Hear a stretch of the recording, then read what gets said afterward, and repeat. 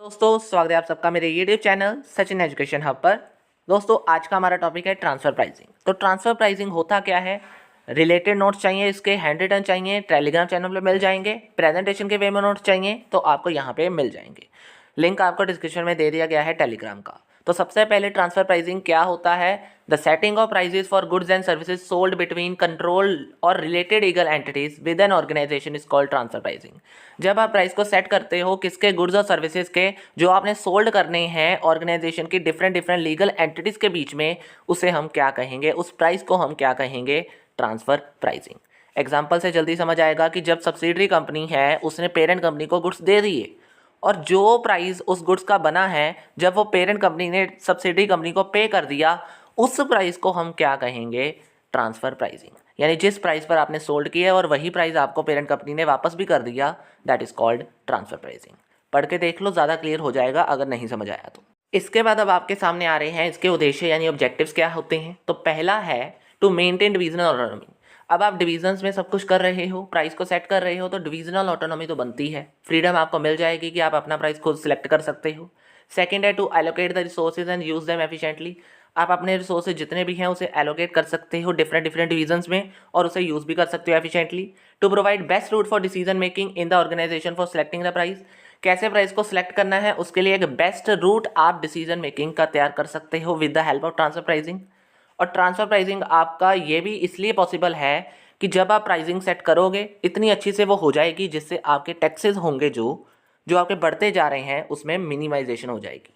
अब फिफ्थ क्या है, इसका मेन उद्देश्य ये होता है फिफ्थ कि method to measure the performance and serve as a reward. ये परफॉर्मेंस को मेजर करने के लिए, यानी डिवीजन्स में हम बांट देते हैं सब कुछ, तो परफॉर्मेंस को मेजर करना ईजी हो जाता है या करना चाहिए, ये इसका एक मेन ऑब्जेक्टिव माना गया है। हो गया ये, अब ऑब्जेक्टिव्स हो गए। अब मेथड्स की बात कर लेते हैं। तो मेथड इसमें कौन कौन से हैं, सबसे पहला जो मेथड है वो है price based on cost method. इसके सब पार्ट्स आते हैं, जैसे कि सबसे पहले आता है एक्चुअल कॉस्ट। इसमें ये हम देखते हैं कि जो भी आपके गुड्स की एक्चुअल कॉस्ट होगी उसी को हम ट्रांसफ़र प्राइस मान लेंगे। यानी इसमें आपने ज़्यादा कुछ करना ही नहीं है, एक्चुअल कॉस्ट जितनी भी आएगी उसको ही क्या मान लो, ट्रांसफ़र प्राइसिंग मान लो, यानी ट्रांसफ़र प्राइस मान लो। अब आते हैं कॉस्ट प्लस मेथड। अब कॉस्ट प्लस मेथड का मतलब क्या है कि under this method transfer price is fix by adding a return, कि जितनी टोटल कॉस्ट बनी है उसमें आपने कैपिटल एम्प्लॉयड के ऊपर जितना रिटर्न आने वाला है उसे पहले ही फिक्स करके आपने क्या कर लिया, ट्रांसफर प्राइस को फिक्स कर लिया। तो उस प्राइस को हम क्या कहेंगे, ट्रांसफर प्राइस। और ये किसके अंडर आता है, कॉस्ट प्लस मेथड के अंदर। अब स्टैंडर्ड कॉस्ट, सीधी सी बात है, स्टैंडर्ड कॉस्ट आपने किया होगा कॉस्ट अकाउंटिंग के अंदर। जब आप उसकी मदद से जो कॉस्ट निकालते हो उस कॉस्ट को हम अगर निकाल के देखें तो वही कॉस्ट को इस मेथड के अंदर क्या मान लिया जाता है, ट्रांसफ़र प्राइस मान लिया जाता है। यानी सीधी सी बात, स्टैंडर्ड कॉस्ट जो भी आएगी उसे ही आपने क्या मान लेना है, ट्रांसफ़र प्राइस मान लेना है। अब ये तो पहला टाइप था जिसके सब पार्ट्स आए। अब दूसरा मेन टाइप क्या है, मार्केट प्राइस मेथड, जिसका मेन मतलब है कि ट्रांसफ़र प्राइस को आपने डिटरमाइन करना है किसके अकॉर्डिंग, जितना भी मार्केट के अंदर प्राइस चल रहा है डिफरेंट उस प्राइस के अकॉर्डिंग।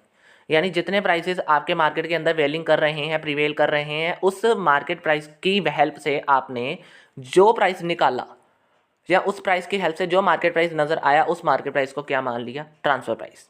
अब उसके बाद नेगोशिएट प्राइस मेथड का मतलब क्या है, in this method transfer price is fixed according to the negotiation between selling and buying divisions. यानी जिसने चीज़ बेचनी है, जिसने खरीदनी है, इन दोनों के बीच में आपस में सलाह करके या बातचीत करके जो प्राइस सही रहेगा दोनों के बीच में उस प्राइस को क्या मान लिया जाएगा, ट्रांसफ़र प्राइस। यानी नेगोशिएट, जिसमें सेलर भी मान जाता है, जिसमें बायर भी मान जाता है, उस प्राइस को हम क्या मान लेंगे, transfer price. Opportunity cost method क्या है, ये प्राइस ऐसा मेथड है जिसमें आप देखते हो कि एक मिनिमम प्राइस जिस पे सेलिंग डिवीज़न सेट हो जाए यानी रेडी हो जाए सेल करने के लिए, और मैक्सिमम प्राइस जिस पे बायर अपने गुड्स को खरीदने के लिए रेडी हो जाए, उस चीज़ को हम क्या कहेंगे, मतलब एक ऐसा मिनिमम प्राइस जिस पे सेलर सोल्ड कर दे और एक मैक्सिमम प्राइस जिस पे बायर खरीद ले, उसे हम क्या मान लेंगे, अपॉर्चुनिटी कॉस्ट मेथड के अंदर ट्रांसफ़र प्राइस मान लेंगे। हो गया ये, मेथड्स भी आपने कर लिए। अब इतना कुछ किया है तो एडवांटेज तो बनती है, यानी फ़ायदे तो बनते हैं। फ़ायदा नंबर 1, सेल्फ एडवांसमेंट। अब डिवीजनल में आप सब कुछ कर रहे हो, डिवीजन्स में कर रहे हो, तो डिवीजन्स जो ऑर्गेनाइजेशन की बनी है उसमें सेल्फ एडवांस पाएगी। जनरेटेड हाई प्रोडक्टिविटी, वो अपने आप को एक अच्छे से प्रोडक्टिविटी वे में क्या करेंगे, इंक्रीज़ करेंगे और प्रोडक्शन जो हो जाएगी उनकी इंक्रीज़ हो जाएगी। Allocation of company financial resources, जितने भी रिसोर्सेज होंगे कंपनी के वो अच्छे से एलोकेट हो जाएंगे अगर आप हर एक को अपना काम सौंप दोगे। सो ये भी आपकी एडवांटेज नज़र आ गई। अब तीसरे नंबर पे जो एडवांटेज है वो क्या है, divisional performance evolution made easier. अब हर एक डिवीज़न को आपने अपना काम दे दिया, जिससे क्या होगा, परफॉर्मेंस एवोल्यूशन वो अपनी ईजी कर सकते हैं, यानी उनको पता लग जाएगा कि कैसे क्या और क्या क्या चीज़ें करनी है। फोर्थ आता है information to top management for making policy. Policy बनाने के लिए इन्फॉर्मेशन मिल जाएगी किस, हर ऑर्गेनाइजेशन के टॉप मैनेजमेंट को।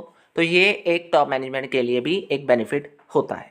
Helpful in coordination. अब आप डिवीजन्स में सब कुछ कर रहे हो, अगर आप डिवीजन्स में सब कुछ कर रहे हो तो डिवीजन्स में कोऑर्डिनेशन भी तो बन रहा है, और अगर कोऑर्डिनेशन बन रहा है तो डिफरेंट डिपार्टमेंट्स में आप अच्छे से अपने गोल्स को अचीव भी कर सकते हो। तो ये सारे एडवांटेज हो गए।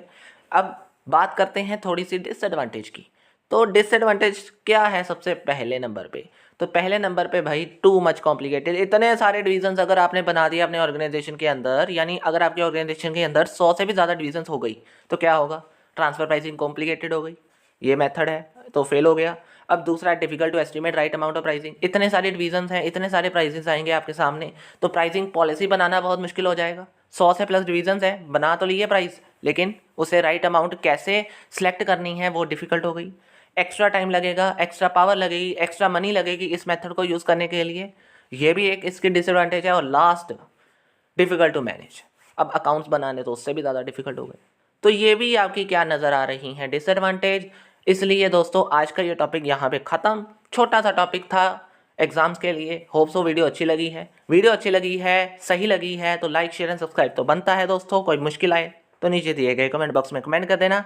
आज के लिए दोस्तों इतना ही है, नए हो तो सब्सक्राइब जरूर कर देना। Thank you very much.